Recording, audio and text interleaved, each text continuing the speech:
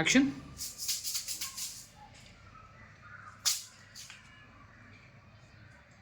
નવાઈ લાગે છે ને કે અત્યારે શું કામ ખાઈ રહી છું?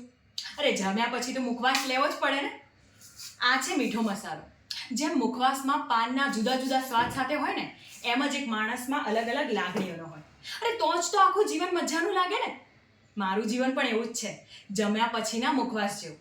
જો ના હોય તો ચાલી જાય, પણ હોય ને તો ધીરે ધીરે રોજ મુખવાસની ને જીવવાની આદત લાગે. એટલે આમ મારા કપડાં કે દેખાવ પરથી પારખી ના લેતા હો. છું ગામડાની, પણ શહેરના સપના તો મેં પણ સેવ્યા હતા.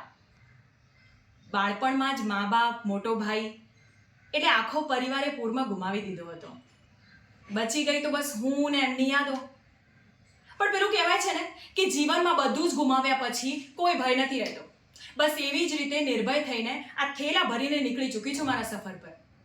ઘણા ઉતાર ચઢાવ જોયા પછી આ શહેરમાં આવી છું. એટલે મારા જેવું કશું કામ હોય ને તો કહેજો હો. જો કોમ આપણને બધું આવડે. પેલા ગામડામાં કાકાના દવાખાને લઈ જવાથી લઈને આ કાકી આરે ચૂલા પર રોટલા ટેકતા આવડે. પેલી નાની નાની છોકરીઓને સ્કૂલે મૂકવા જવાથી લઈને એમને ABCD શીખવાડી લઉં છું. બસ પેલું શું કહેવાય, કોમ્પ્યુટર, હા એ ચલાવતા ના આવડ્યું, પણ આ રહ્યો આપણો મોબાઈલ. બસ આ ચલાવતા આવડી ગયો.